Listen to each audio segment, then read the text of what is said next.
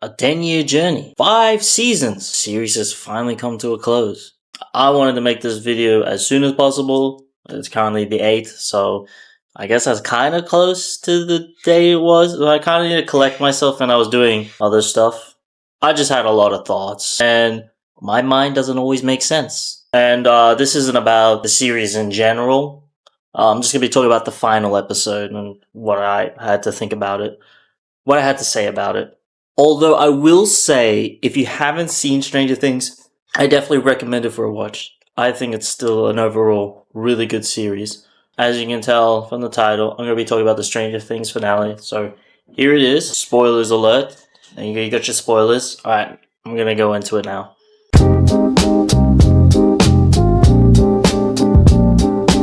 So basically, it's over. The series ended with Mike retelling his theory of 11 being alive after finishing a campaign of Dungeons and Dragons. And in my opinion, I like the theory. I think it works really well. And I think it works even better that he tells it like it's a theory. It's a conspiracy, something he chooses to believe in, not that it's factual. And, I think it's both cute and really cool that the group believes in that theory as well. The thing I don't agree with, or I don't think was the best decision to make, was actually showing 11 was alive in some distant place. Like, I get it, that's nice and all, but I think it works way better when it's just a theory. Like, we are kind of put in the same boat as Mike and the group. That we have faith. We just believe that 11 is alive. This doesn't mean I dislike the ending any better. It's just, in my opinion, I think that would have worked a lot better. Because then we kind of they offer a bit of relatability. We put in the same shoes as them, we believe. And then we could say, I don't know, a fun thing like, hey there, do you believe 11's alive? Oh yeah, I believe 11's alive, blah blah blah. It's like the Sopranos ending. We don't exactly know what happened.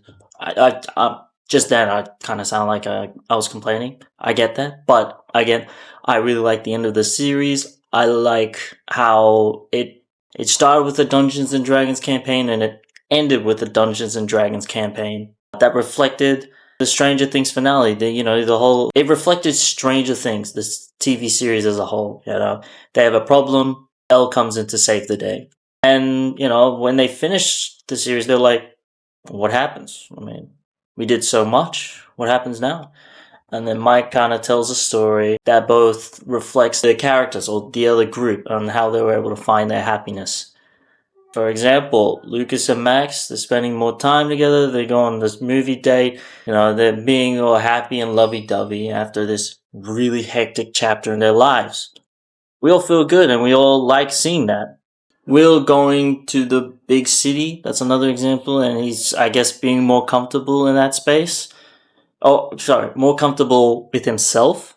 I guess I'm not too sure how it was back then or anything like that, but I guess being in a bigger city, more people, more opportunities, he's found himself more comfortable with his sexuality. And there's also Mike. He becomes a writer. I don't know what specific. I didn't look at the paper. Maybe a screenwriter. Maybe he writes novels.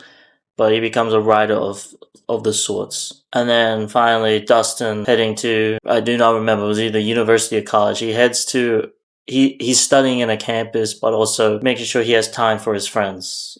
Because we see Steve show up. Speaking of Steve, the older kids, Nancy, Jonathan, Steve, and Robin, they have an ending that I think a lot of people could like and a lot of people could possibly relate to.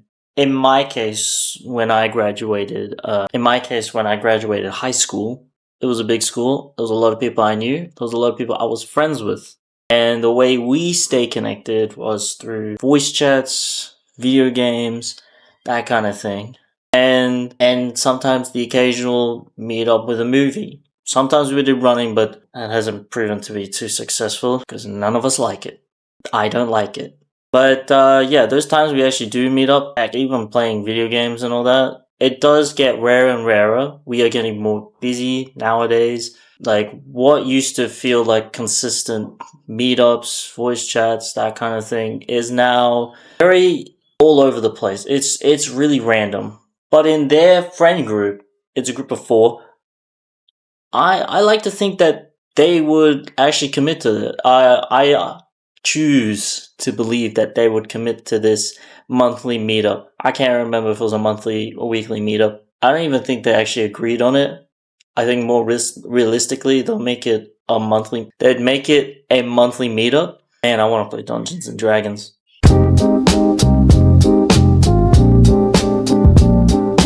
And there was so many monologues in this season. Not that that was a bad thing, because I thought they gave off amazing performances, but I did some. Maybe I'm not an expert, I'm no writer, but sometimes it felt really off to have a conversation like right now. Volume 2, and the problem was definitely highlighted there. Like, again, amazing performance on the character Max. You know, she's giving off this little pep talk to Holly just before they're escaping Vecna's mind. And, like, you know, I'm there, I'm hearing everything. I'm like, yeah, she's inspirational and all that. And but I'm also there like, oh my goodness, Max, just run. The door is right there.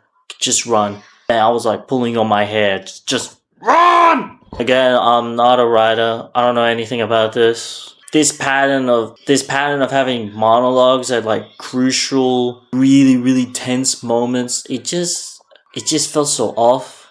I couldn't really explain to you, but if it felt off, then maybe it's not the best place to have it.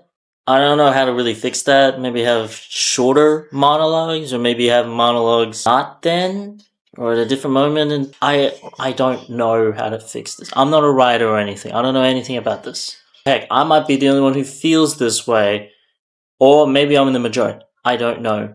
This is just how I feel towards these monologues.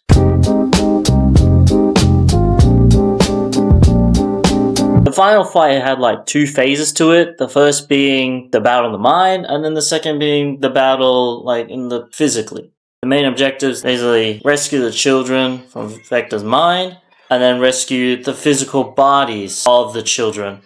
And then, you know, maybe or maybe not kill Vecna in the process. The most exciting part was 11 versus Vecna, and then the rest of the gang beating up the Mind Flayer. I really liked the fight, but I do think there could have been more. I mean, the group is fighting off a kaiju-sized mutant bug thing. Maybe make it more exciting. Maybe make it longer. Maybe make it look like they're actually in danger. I know Nancy was, but that's it. That's pretty much the only tense part in it.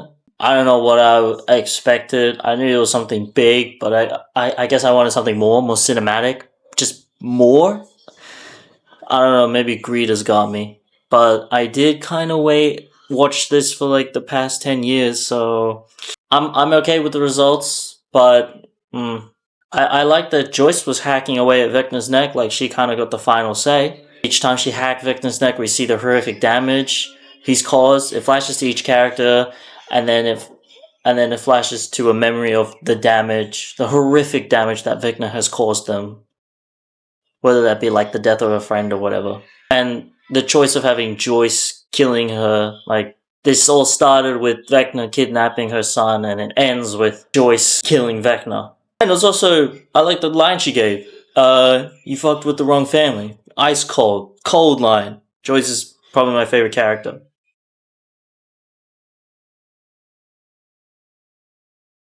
I think a way to actually fix this, or even extend the fight, would have been to include Demogorgons and the Demobats in the fight. It would have made it way more exciting, and it would have been more at stake. You fight off the Mind Flayer, you fight off Vecna, and you fight off their army. These Demogorgons and the Demobats, where are they? Like, that's a genuine question. This is their home turf. They're in the abyss. Why aren't they there at the fight? We see how effective they are at killing. Like, I remember I had a conversation, and I thought about it. This is my theory, and in my head it kind of makes sense, but again, it's then the Duffers open their mouths. But basically, the Mind Flayer's body, the physical body, I like to think that it's made of the demogorgons and the demobats. It's like mutilated flesh. We see that's like fleshy things, so maybe it's all the demogorgons and demobats, mutilated flesh, all molded into that thing, the Mind Flayer's body. And that's just a theory, a game theory. But yeah, I thought that might make a bit more sense, but then the Duffers were like, oh, they just didn't need them to be there. Just go with my theory, it makes sense.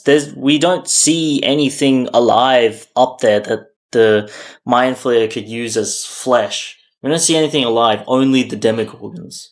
I'm talking about it more. It kind of makes more sense, but it's not canon. Is this how Star Wars fans feel? Yeah, I guess that'll be my headcanon, even if it's not canon.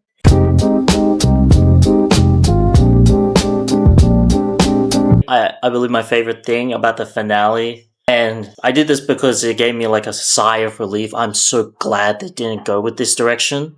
It really put a smile on my face. Vecna didn't have a change of heart. We learned the origins of Vecna.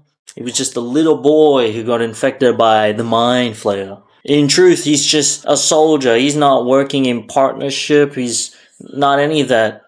He's someone below the Mind Flayer. The Mind Flayer is in control. He just takes orders. He's a good little boy. He isn't the mastermind. He never was. Just another puppet. And guess what? If they made him have a change of heart, do you know how cheap and cliche that would have felt? Luckily he didn't. He knows he's not the boss. He knows that the Mind Flayer is the guy on the top of the pyramid, and he chooses to follow its will. I don't know if maybe he's just really good at brainwashing, or he's deluded himself to thinking, yeah, this is the right thing, this is the just thing to do, kidnapping children. And, he tried to keep it a secret, but I like that even in his origin, like, the truth is revealed to Will. Even though it was revealed, and Will tries to use that against Vecna to try and turn him good, like, yo, you don't have to do this. Vecna doubles down. Again, I don't know if he's delusional, maybe he thinks this is the right thing to do, but his words are, I believe what the Mind Flayer is doing is right, and showing me that humanity is broken and he wants to wipe them out or remake the world or whatever. My point is, I like that despite Vecna becoming Vecna was not of his own will, it's a good thing that he didn't just turn for the finale, because that would have felt really cheap and cliche. I don't want to see no power of friendship or the good old talk no jutsu. I want to see hand-to-hand, old fisticuffs, mind versus mind battle, big cinematics, that kind of thing. And I kind of got it, yeah.